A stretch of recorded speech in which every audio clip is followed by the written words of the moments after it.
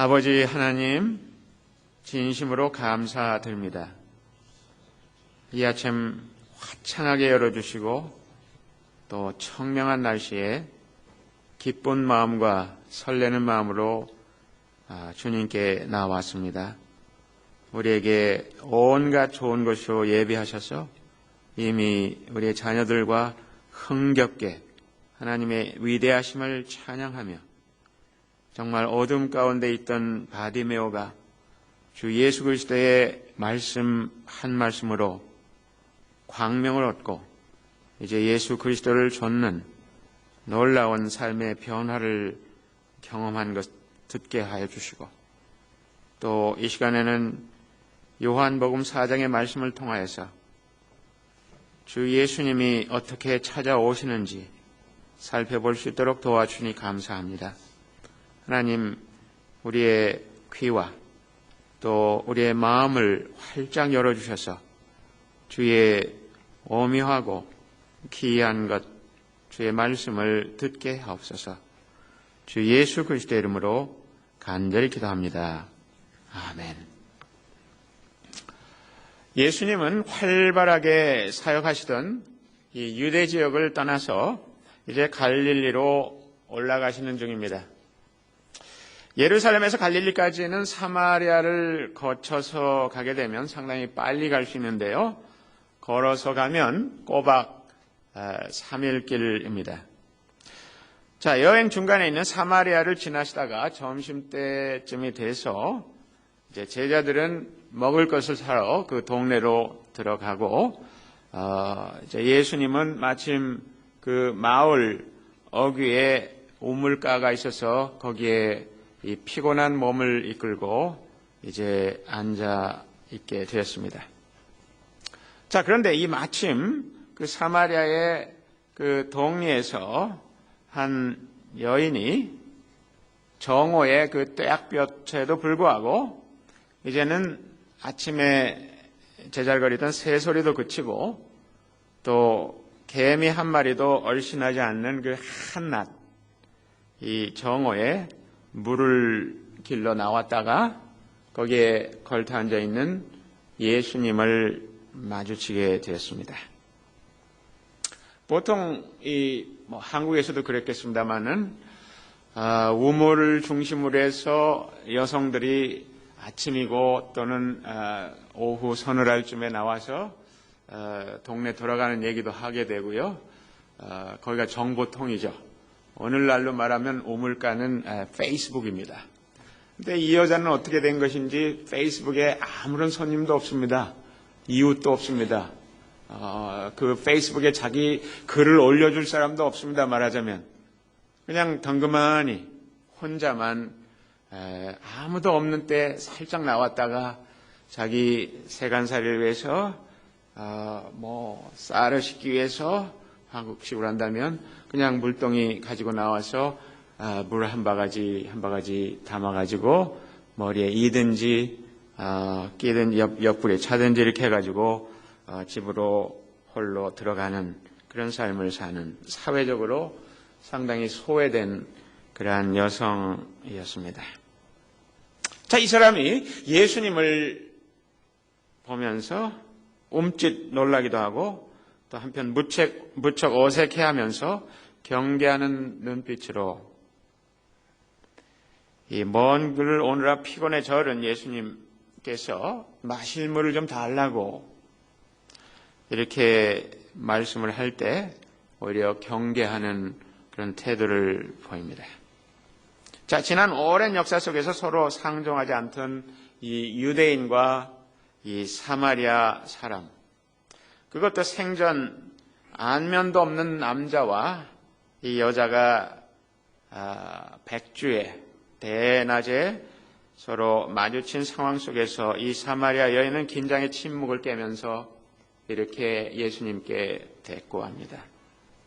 선생님은 유대 사람인데 어떻게 사마리아 여자인 나에게 물을 달라고 하십니까? 이에 대해서 예수님은 내가 하나님의 선물을 알고 또 너에게 물을 달라는 사람이 누구인지를 알았더라면 도리어 내가 그에게 청하였을 것이고 그는 너에게 생수를 주었을 것이다. 이렇게 말씀합니다. 자, 우리는 이 말씀에서 요한복음 4장 전체에서 전개되는 이야기의 가장 핵심적인 포인트를 발견하게 됩니다. 하나님이 너에게 거저 주실 것이 무엇인지 알고 너에게 물을 달라고 하는 바로 이 사람이 누구인지를 알았더라면 너에게 물을 달라고 하는 이 사람이 누구인지를 정녕 알았더라면 도리어 내가 그에게 그 물을 달라고 생수를 달라고 했을 것이며 그 사람은 바로 너에게 그 생수를 주었을 것이다. 요한복음 4장 전체의 말씀을 통해서 오늘 우리는 사마리아 여인에게 어느 날 그것도 점심때 예고도 없이 느닷없이 나타나서 물 한 잔 달라고 한 이 사람이 누구인지를 우리의 입장에서도 그분에 대해서 발견하고 그분을 알아가게 될 것입니다. 자, 그러나 장면마다에서 우리가 이 예수님의 면면을 알아가면 알아갈수록 그를 아는 것이 단순히 이 사람이 누구인가? Who is this? 하는 그 사람의 신분과 됨됨이를 객관적으로 파악하게 되는 것뿐만 아니라 오히려 예수님을 만난 이 여인이 자기 자신을 소스라치게 발견해 나가는 것처럼 우리 스스로도 이 말씀을 대하면서 우리 모두의 내면 깊숙이 감춰져 있는 어쩌면 우리 자신도 지금까지 미처 몰랐던 우리, 나를 발견할 수도 있습니다. 그것은 우리의 드러내고 싶지 않은 것 또는 나도 몰랐던 나의 깊은 자상일 수 있습니다. 세례 요한의 신앙개혁운동이 전 유대 지역에 돌풍을 일으키는가 싶더니 그에게 와서 세례를 받았던 예수라는 인물이 이제는 세례 요한보다도 훨씬 더 큰 무게를 가진 관심의 초점이 되고 있었습니다. 이제 이 예수를 추종하는 세력이 점점 더 커가면서 당대 종교 지도자 그룹인 바리새파 사람들에게도 이 예수님이 지목을 받는 상황이 되었습니다. 그것은 한편 예수님의 복음 사역이 커간다고 하는 것이니까 좋은 일이기도 하지만 또 한편으로는 전운이 감도는 분위기이기도 했습니다.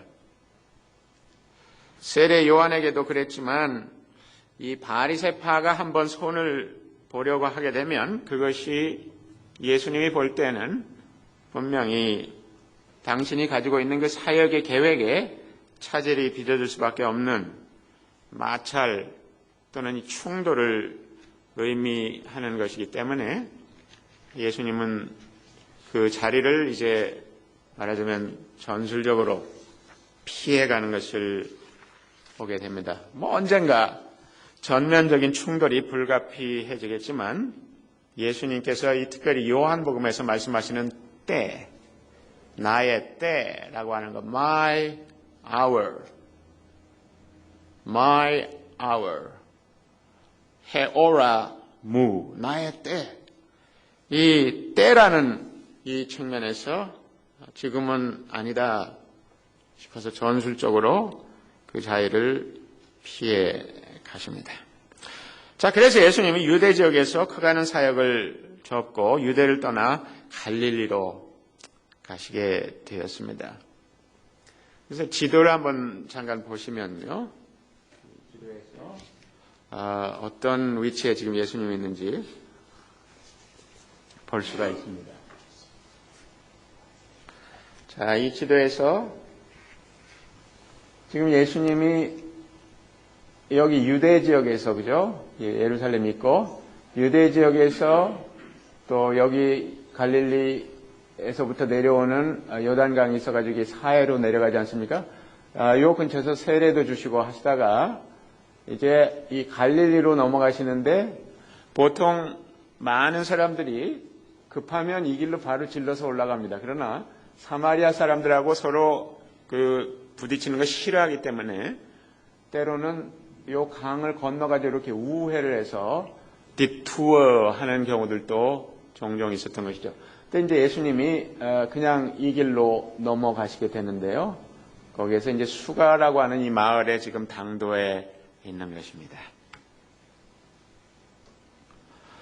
자, 유대 지방에서 사마리아를 거쳐서 이 갈릴리로 이동하는 예수님과 그 제자들의 일정과 관련해서 잠시 예수님의 사역의 성격이 뭐냐 하는 것을 이 뒤에 가서 말씀하시는데 그걸 좀 끌어다가 먼저 한번 살펴보겠습니다. 35절부터 38절까지 보면 이렇게 말씀하고 있습니다. 너희는 넉 달이 지나야 추수 때가 된다고 하지 않느냐.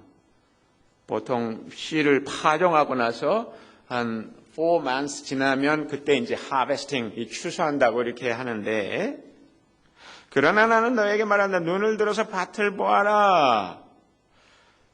이미 곡식이 익어서 거둘 때가 되었다 하면서 36절에 보면 추수하는 사람은 품삯을 받으며 영생에 이르는 열매를 거두어 드린다. 그리하면 씨를 뿌리는 사람과 추수하는 사람이 함께 기뻐할 것이다. 그러므로 한 사람은 심고 한 사람은 거둔다 하는 말이 옳다. 나는 너희를 보내서 너희가 수고하지 않은 것을 거두게 하였다. 수고는 남들이 하였는데 너희는 그들의 수고의 결실에 참여하게 된 것이다. 이렇게 말씀하고 있습니다.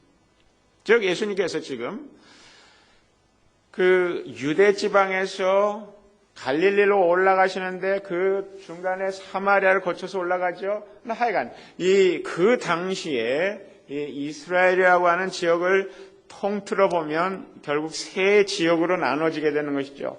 유대, 사마리아, 갈릴리, 뉴 사우스 웨일스, 빅토리아, 웨스턴 오스트레일리아 이렇게 노던 테리토리 하는 식으로 이렇게 프로빈스가 있다면, 스테이트가 있다면 그 당시 이스라엘은 그렇게 세 지역이 있었던 것이죠. 근데 그 세 지역에서 예수님께서 하시는 그 사역의 성격을 뭐라고 말씀하시냐면 추수라고 말씀합니다. harvesting. 이 추수라고 말씀하시면서 예수님은 아주 중요한 두 가지 포인트를 말씀하고 있습니다. 하나는 추수라고 하는 것은 누가 씨를 뿌렸고 심었으니까 그것을 거둬들이는 거 아닙니까? 즉 예수님께서 이 말씀에도 얘기했지만은 너희가 수고하지 않은 것을 거두게 하였다 말씀하셨죠. 이미 누가 뿌렸다. 누가 뿌렸느냐? 가장 가깝게는 세례 요한이 막 뿌렸죠. 세례 요한이 회개하고 죄사함 받는 회개세를 받으라 그래서 이 사람들이 막 회개하기 시작했잖아요. 예수님께서 오실 것을 예비해서 세례 요한이 씨를 뿌렸습니다. 그러나 세례 요한은 한 예언자로서 예언자 전통, 오랜 그 예언자 전통 속에 서 있는 것이죠. 구약 시대에서부터 하나님께서 이 예언자들을 통해서 씨를 계속 뿌리고 계셨던 것이죠. 즉 예수 그리스도는 이 복음 사역이 구약의 예언자적 전통 가운데 서 있는 그런 모습입니다. 두 번째는 추수라고 하는 얘기는 심판을 말하는 것입니다. 성경에서 추수라고 하는 것은 심판의 의미를 갖습니다. 즉 이제 그동안에 하나님께서 계속 당신의 종들을 보내서 씨를 뿌린 것을 거두어 드린다는 것은 이제 정리를 해 나가신다는 겁니다. 그래서 사실 요한복음에 보면 예수님의 십자가 사건이 있기 이전에도 이 추수 사역이 독특하게 이루어지고 있는 것을 보게 됩니다. 예수님이 씨를 뿌리고 또 그 씨의 열매를 거두시기도 했지만 사실 역사적인 맥락에서 보면 그 앞에서 많은 선지자들 통해서 하나님이 보내신 종들을 통해서 뿌렸던 씨, 최종적으로 세례 요한이 와서 뿌렸던 그 씨, 그것을 이제 거두어가는 그런 모습이고, 제자들 보내서 그 일을 같이 해야 된다고, 이제 영적인 눈을 떠서 보면 이 온 들판이 추수할 때가 돼서 허옇게 그 열매가 다 무르익어 있는 그것을 볼 수 없느냐고 이렇게 말씀하고 있습니다. 예수님의 이 추수 사역은 지역마다 그 특징이 조금씩 다른 것을 볼 수 있죠. 유대 지역에서는 순수한 유대인들이 율법에 너무 지나치게 매인 나머지 율법 주의에 빠진 것을 보시고 그것을 놓고 도전하시는 것을 우리는 니고데모와 예수님이 대화하시는 그 장면에서 볼 수 있었습니다. 또한 2장에 가서 보면 그 혼인잔치에서 물로 씻는 것들에만 치중하고 있는 것처럼 보이는 유대교에 깊이 몰입되어 있는 그 사람들에게 그 물을 포도주로 바꾸심으로써 율법 안에만 갇혀 있지 아니하고 성령을 통해서 하나님의 진정한 말씀을 통해서 완전히 변화되는 참 변화의 삶, 진정한 영글은 포도주의 맛이 무엇인지를 알게 하시는 것처럼 참된 이 복음이 율법의 성취로서 어떠한 위대한 의미를 갖는가를 보여주고 있습니다. 이제 사마리아에 오셔서는 혼합 종교에 빠져있는 오랜 역사 속에서 율법에 기초하고는 있지만 혼합 종교에 빠져있는 이 사마리아 사람들에게 다가가시는 예수님을 만납니다. 나중에 이제 갈릴리에 가시면 이 어둠의 이방의 땅이 갈릴리에서 그 어둠의 권세를 장악하고 있는 이 마귀와 싸우시느라고 많은 이적과 표적, 기사, 이 귀신을 내어 쫓으면서 복음을 전하는 그런 활동들이 왕성하게 이루어지는 것을 보게 되는 것이죠. 자, 이렇게 유대 땅이든지 사마리아든지 또는 이 갈릴리에서든지 예수님이 하시는 사역은 한마디로 뭐라고요? 추수! 하베스팅, 이 추수하시는 사역인데 이 추수하시는 사역에 아주 중요한 전략이 있습니다. 그것은 뭐냐면 한 사람에게 집중하신다. 한 사람을 만나서 아까 우리 팀 아담스를 통해서 들었던 바디메오 같은 사람, 그 많은 군중 속에서 도저히 그 눈을 뜰 수 없는 맹인으로서 그 크라우드를 뚫고 들어갈 수 없는 그 사람에게 바디메오, 그에게 나가서 네가 원하는 것이 무엇이냐 해서 그의 청을 들어주셨던 이 예수님은 유대 지역에서는 대표적으로 안드레라든지 또는 시몬이라든지 또는 나중에 나다넬이라든지 또 본격적으로 이 유대교에 깊이 몸담고 있는 이 유대교 이 관원인 니고데모를 1대1로 만나셔서 퍼스널 인카운터 가운데서 그에게 하나님의 나라의 그 비밀을 말씀하셨습니다. 마찬가지로 이제 예수님은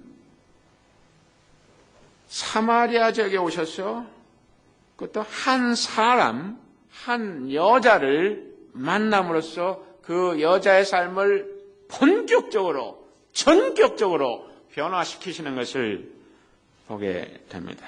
그것도 말씀으로 그렇게 변화시키십니다. 여기서 우리는 우리의 복음 사역도 이런 방식으로 반드시 가야 한다는 것을 깨닫습니다.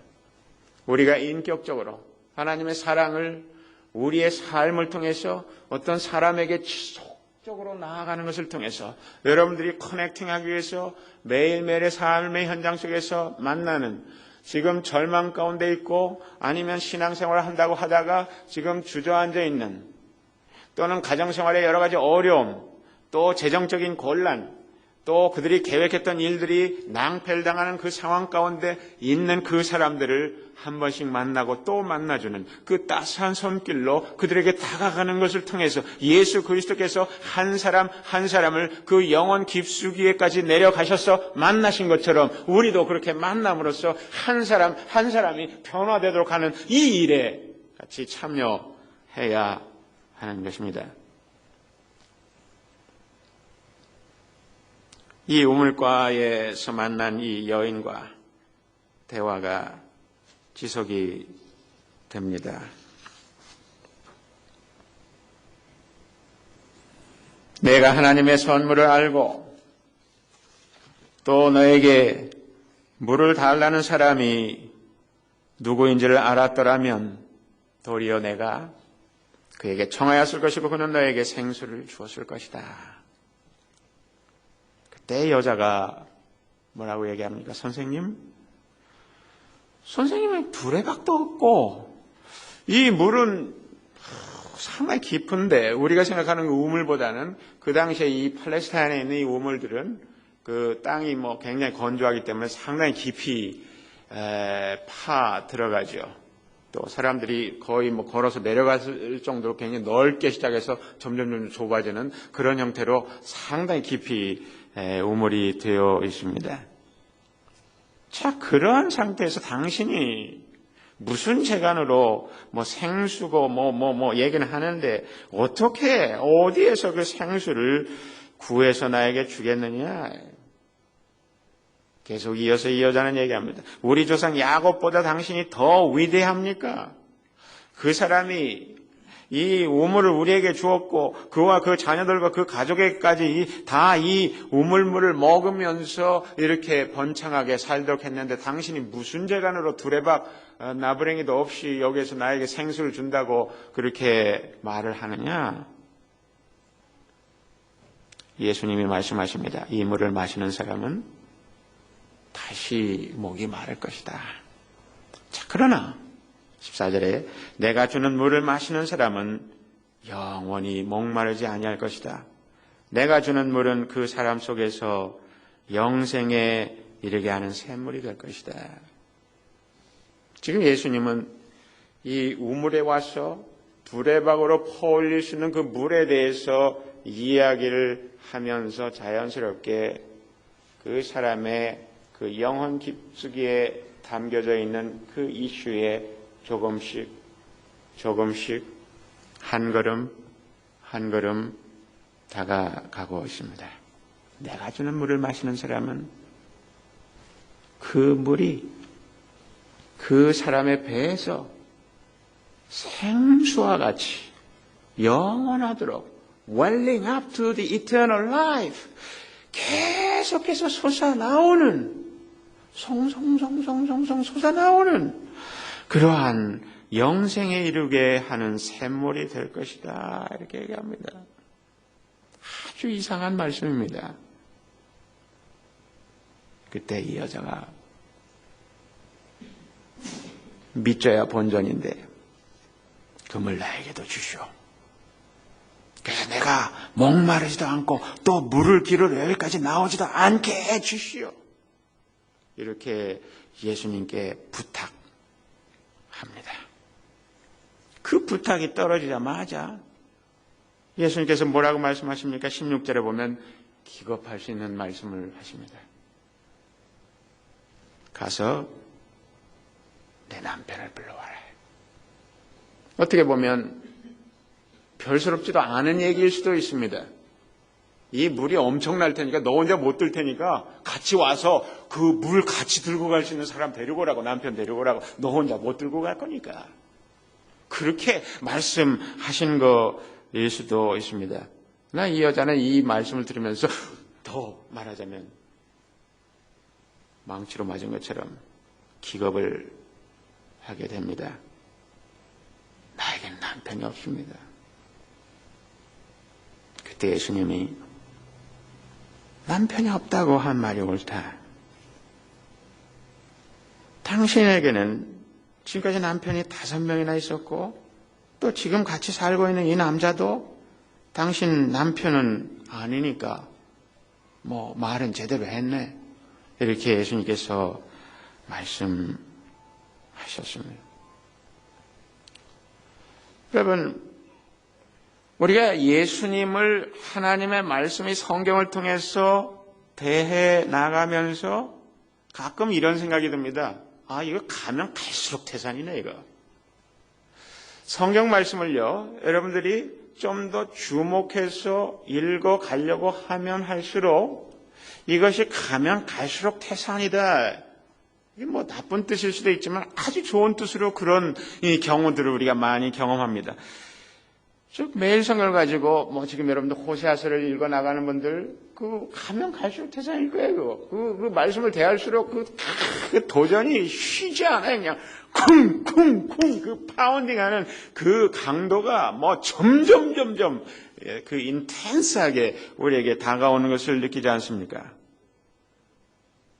우리는 말씀을 차분히 읽어가다 보면 그 말씀 속에서 하나님을 알아가게 될 뿐만 아니라 오히려 그 말씀이 비추고 있는 내 자신의 모습, 나도 모르게 감추어 주었던 그 수십 년 전의 일들과 관련된 그 모습들에 대해서까지도 완전히 뒤집어 엎어서 다 끌어내놓게 하시는 그 놀라운 우리 내면을 비추시는 그 revealing ministry를 드러내시는 그 사역을 우리가 보게 됩니다.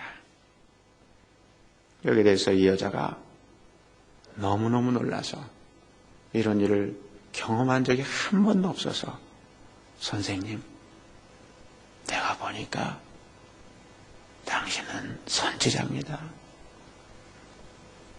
나의 삶에 대해서 이렇게 잘 아는 사람을 내가 만나본 적이 없어요. 이렇게 얘기합니다. 이 여인의 삶이 어떤 삶이었습니까? 저는 오늘 설교를 준비하고 오면서 한국 사람들이 오래전부터 이렇게 부르던 노래 중에 하나, 그때는 유행가였는데 지금 대단한 진실이 담겨있는 이 노래더라고요. 그래서 사마리아 여인의 애가라고 이름을 붙일 수 있는 이 흘러간 노래 하나 여러분들에게 같이 들려드리겠습니다. 설교가 이 정도 되면 좀 지루하잖아요. 그죠? 그래서 화끈하게 한번 임희숙 씨의 진정난 몰랐네 한번 들어보시죠.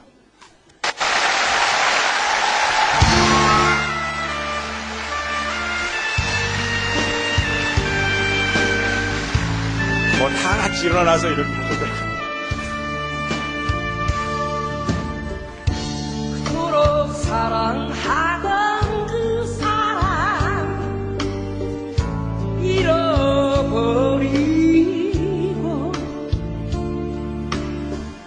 타오르는 나만만 흐느껴오네.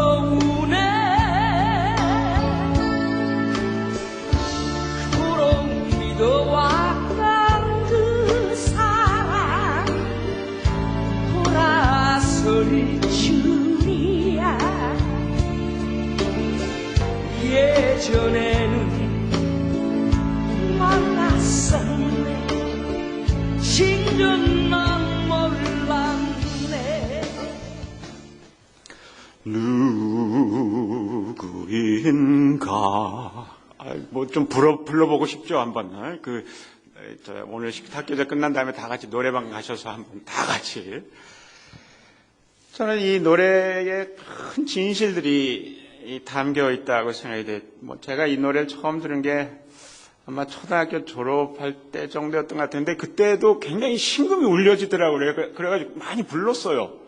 그 뜻도 모르면서. 진정 난 몰랐네. 이 노래 참 많이 불렀던 거 기억이 납니다. 근데 이 가사 중에 타오르는 내 가슴만 흐느껴 오네. 관계 실패에서 오는 이 여인, 또 뭐 남자들도 그렇겠죠. 그 깊은 갈증을 이렇게 표현하고 있죠. 여러분, 저는 여기서 예수님의 그 위대한 면을 보게 됩니다.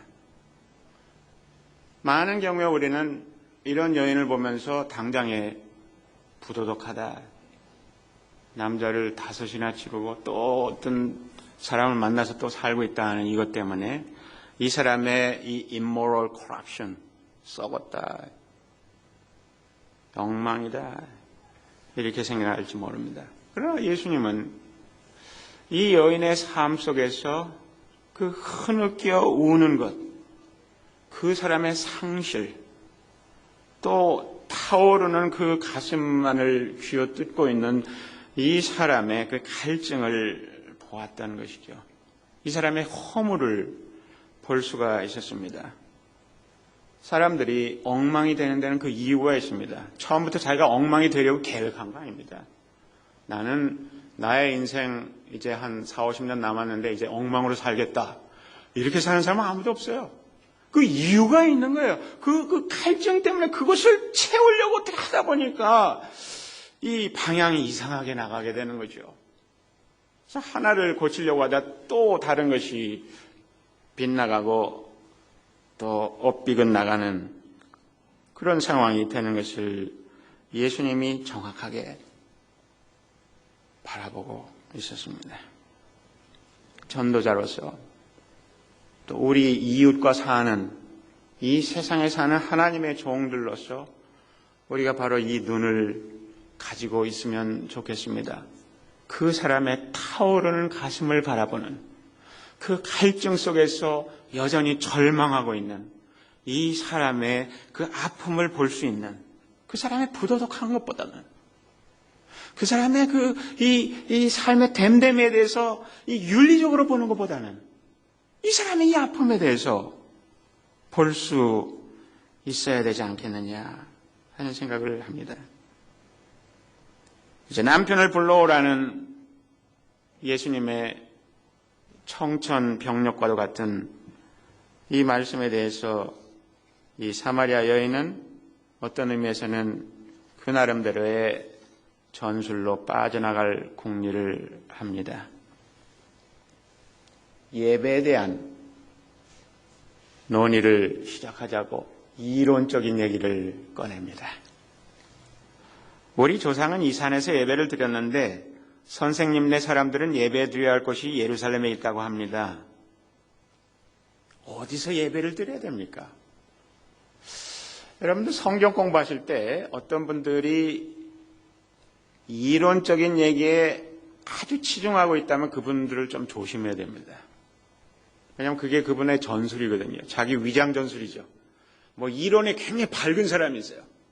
근데 자기 삶에 대해서 얘기를 안 해. 그 뭔가 상당히 문제가 있는 거죠. 가면을 그 위장 그 연막을 치고 있는 것이죠.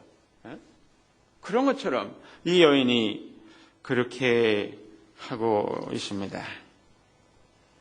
개인적인 얘기를 피하고 이론적인 얘기를 통해서 화제를 돌리려고 하는.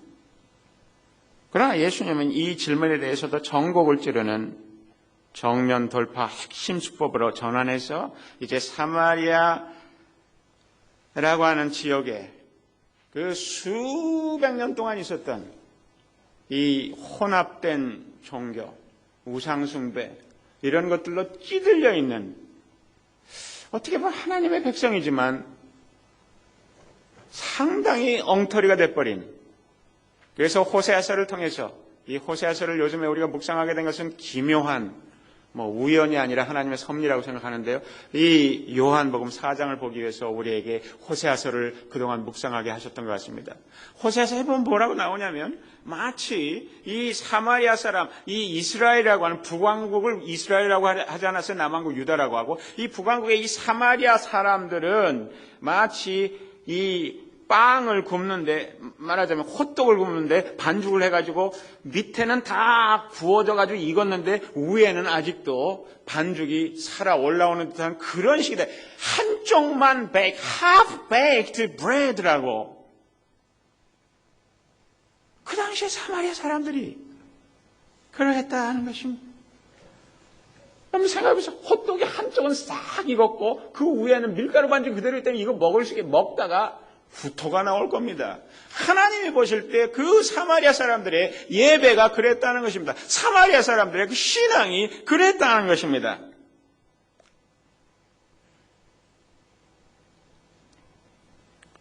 놀랍게도 그러나 예수님께서는 그러한 사마리아 사람들 그 자리에서 타오르는 가슴을 쥐어뜯고 있는 그 가운데서 또 그 그늘 가운데 사는 이 여인을 붙들고서 생수를 약속하고 있는 놀라운 하나님의 은혜를 볼 수가 있습니다.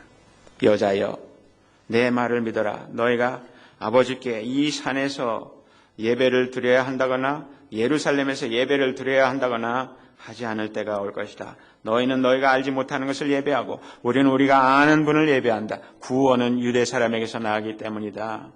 참되게 예배를 드리는 사람들이 영과 진리로 아버지께 예배를 드릴 때가 온다. 예수님은 너희는 안 된다.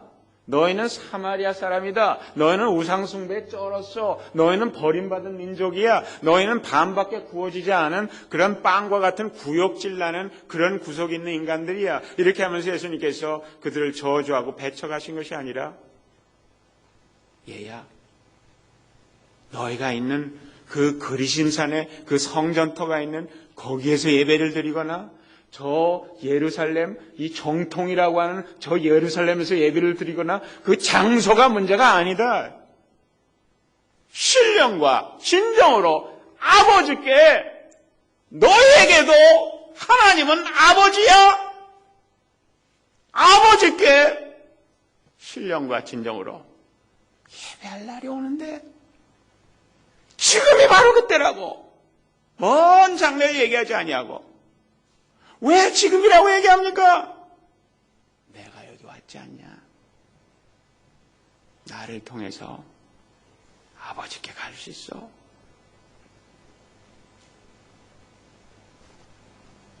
예수님께서 그렇게 말씀하셨습니다. 하나님은 영이시다. 그러므로 하나님께 예배를 드리는 사람은 신령과 진리로, 영과 진리로 예배를 드려야 한다. 이렇게 말씀하셨던 겁니다. 이때 점입 가경으로 정말 중요한 깨달음이 이 여자에게 오기 시작합니다. 나는 그리스도라고 하는 메시아가 오실 것을 압니다. 그가 오시면 우리에게 모든 것을 알려주실 것입니다. 예수님께서 뭐라고요? 너에게 말하고 있는 바로 내가 그 메시아다. 너무너무 놀라운 계시의 말씀이 아닐 수 없습니다. He that speaks to you is Messiah. 너에게 말하고 있는 내가 바로 그 메시아다. 주님이 여기 계신데도 여전히 멀리에서 그 무엇을 구하려는 사람처럼 이 여인은 어떻게 보면 바로 그 코앞에 예수님을 두고도 딴청을 피우고 있었는지는 모릅니다. 그러나 예수님께서 그 순간, 그 찬스를 결코 놓칠 리가 만무합니다. 주님은 말씀하십니다. 내가 이제 메시아가 올 때를 기다린다고 하지만 아니다. 지금 여기에 내가 너를 찾아왔다. 너에게 지금 말하고 있는 내가 바로 그 메시아다. 너의 구원자다. 이렇게 말씀하셨습니다. 그 말씀이 떨어지자마자 그 음식을 사러 갔던, 점심을 마련하러 갔던 제자들이 돌아옵니다. 그때 이 여자는 물동이를 팽개쳐 놓고 동네로 들어갔습니다. 29절에 뭐라고 합니까? 이 여자가 내가 한 일을 모두 알아맞히신 분이 계십니다. 와서 보십시오. 그분이 그리스도가 아닐까요? Is this Christ? 이분이 메시아가 아니면 누구겠느냐고. 동네 방네 집집마다 돌아다니면서 만나는 사람마다 자기가 발견한 예수에 대해서 증언했습니다. 그 말을 듣고 사람들이 동네에서 이 집 저 집에서 사람들이 이구동성으로 그분이 누구인지 만나보러 가자고 이제 나옵니다.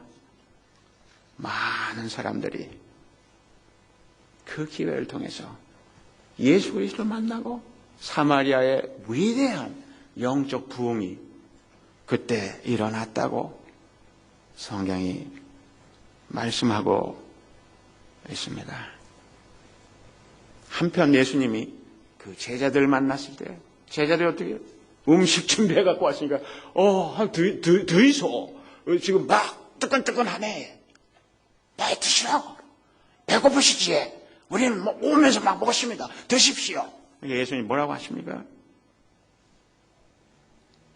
나의 양식은 나를 보내신 분의 뜻을 행하고 그분의 일을 이루는 것이다. 이렇게 말씀하신 예수님이 단식 투쟁하자는 얘기 아닙니다. 지금 밥을 거부하고 있는 것이 아닙니다. 무슨 얘기입니까? 너희가 가져온 거 그 밥도 중요하지만은 그것도 소중하지만은 더 큰 기쁨과 더 큰 만족과 더 큰 보람과 더 큰 소망을 주는 이 일에 사로잡힌 나로서는 그 밥이 그렇게 급하지 않구나. 이렇게 말씀을 하시고 있는 것이죠. 참된 순종과 헌신의 기쁨을 알아갈 때 우리도 하신 예수님의 이 말씀을 조금씩 그 느낌을 이해하지 않습니까? 저는 예수님의 이 말씀을 들으면서 저와 여러분이 좀 더 자주 예수님이 말씀하신 것처럼 나의 양식은 나를 보내신 분의 뜻을 행하고 그분의 일을 이루는 것입니다. 이것은 예수님만이 전매 특허낸 거 아닙니다. 예수님만 할 수 있는 얘기 아닙니다. 우리도 하나님의 뜻을 따라서 순종하면서 살면서 그 기쁨을 알아가기 시작하면 예수님이 이 말씀하신 것 비슷하게 우리도 느끼고 그렇게 할 수 있는 것이라고 생각이 됩니다.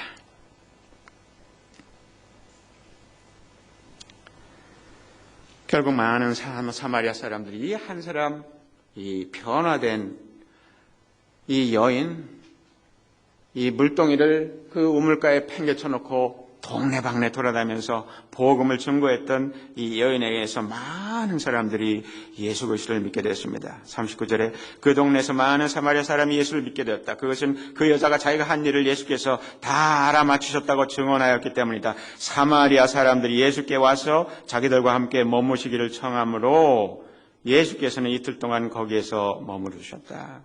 그래서 더 많은 사람들이 예수의 말씀을 듣고서 믿게 되었다. 그들은 그 여자에게 말하였다. 우리가 믿는 것은 이제 당신의 말 때문만은 아니요. 우리가 그 말씀을 직접 들어보고 이분이 참으로 세상의 구주이심을 알았기 때문이요. 얼마나 놀라운 결과입니까? 얼마나 위대한 대단원입니까? 오늘 우리는 요한복음 4장의 말씀을 통해서 사마리아 여자가 가지고 있는 그 사람의 갈증의 문제, 또 동시에 혼합된 종교 가운데 찌들려 살던 사마리아 사람들의 수백 년 동안의 혼란에 빠진 신앙생활, 정체된 생명이 없는 그 신앙생활에 어떻게 예수 그리스도께서 근본적으로 새로운 길을 여셔서 생수가 콸콸 넘치게 만드셨는가 하는 것을 보게 됩니다. 요한복음을 주석한 돈 카슨이라는 분이 이렇게 얘기합니다. 이 갈증은 자연수에 대한 것이 아니라 하나님을 향한 갈증이며 하나님의 임재 가운데서 영원히 사는 영생에 대한 갈증이다. 그리고 이 갈증은 그 고통스러운 욕망을 제거함으로써가 아니라 성령을 부으심으로써 해갈된다. 얼마나 놀라운 설명인지 모릅니다. 우리의 주님은 우리가 가질 수 있는 우리 스스로도 생각할 때 더럽다고 생각하는 그 욕망을 가진 우리를 꾸짖지 아니하시고 오히려 그 욕망의 근원에 내려가셔서 그 욕망이 일어나서 우리 삶을 이렇게 망가뜨리는 그 밑에 타들어가는 그 갈증이 무엇인지 아셔서 그 갈증의 근원을 샅샅이 주셔서 그 갈증의 근원을 100% 퀸칭 죽여주시는 예수 그리스도인 것을 보게 됩니다. 사마리아 여인의 이야기는 호세아의 말씀처럼 깨어진 그릇과 같은 삶을 사는, 그래서 제대로 주워 담을 수도 없고 어디서부터 다시 시작해야 할지 몰라 허둥대는 죄인인 우리 인간의 전형이라고 생각이 됩니다.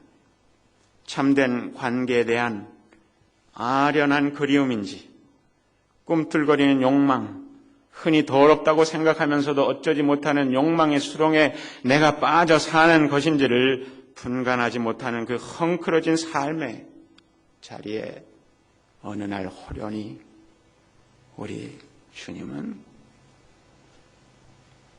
사마리아 여인을 찾아서 또 나를 찾아서 이렇게 오셨습니다. 이 우물가의 여인이 여러 남편들과 살고 헤어지는 운명의 기구함 속에서도 온전한 관계 속에서만 누릴 수 있는 그 참된 만족에 대한 갈증을 포기하지 않고 있는 이 사람에 대해서 부도덕한 사람이라고 하는 찔림이나 낙인을 찍지 아니하시고 오히려 그러한 욕망을 책망하시는 대신에 그 갈망의 근원을 근본적으로 찾아서 거기에 참만족, 진정한 해갈, 그것을 주신 분이십니다. 이 예수님은 이 사마리아 여인을 만났을 때 그 사람의 삶의 모든 지난 수십 년 동안의 삶을 아셨던 것처럼 나를 아시는 분입니다. 신기하게도 나의 모든 일을 내가 말하지 않아도 심지어 내가 미처 몰랐던 부분까지도 알게 하시는 바로 이분입니다. 이분은 나의 욕망을 꾸짖지 아니하시고 그 근원에서 그것을 채우시는 분입니다. 이분은 하나님의 참 아들로 아버지로부터 보냄을 받고 아버지의 뜻을 행하는 것으로 양식을 삼는 분입니다. 그를 통해서 우리는 그렇기 때문에 참된 예배를 곧 하나님 아버지에게 나아갈 수 있는 길이 우리에게 열려 있습니다. 그는 사마리아 모든 사람들이 고백했던 것처럼 온 세상이 알고 섬겨야 할 세상의 구주이십니다. 여러분, 이분을 만났습니까? 이분을 압니까? 호세아서의 도전은 다른 것이 아닙니다. 이분을 만나라. 이분을 알라. 알자. 우리가 여호와를 알자. 우리가 예수 그리스도를 알자. 예수 그리스도를 힘써서 알자. 이것이 호세아서의 메시지입니다. 아직 예수 그리스도를 만나지 못하신 분들 반드시 만나셔야 됩니다. 거기에 생명이 있습니다. 거기에 영생이 있습니다. 기도하겠습니다. 아버지 하나님, 주의 은혜를 진심으로 감사합니다. 사마리아 여인에게 호련히 찾아오신 주님, 이미 우리의 생애도 그렇게 찾아오셨었고 또 우리 중에 어떤 분들에게는 그렇게 오실 분임을 믿어서 감사를 드립니다. 오 하나님이여, 온 세상에 우리가 접하는 모든 사람들에게 이 예수 그리스도가 우리의 연민과 불쌍히 여기는 눈길로 말미암아, 그러한 손길로 말미암아 바로 이 예수가 우리의 입술을 통해서 증언될 수 있도록 주께서 도와주시옵소서. 주 예수 그리스도 이름으로 기도합니다.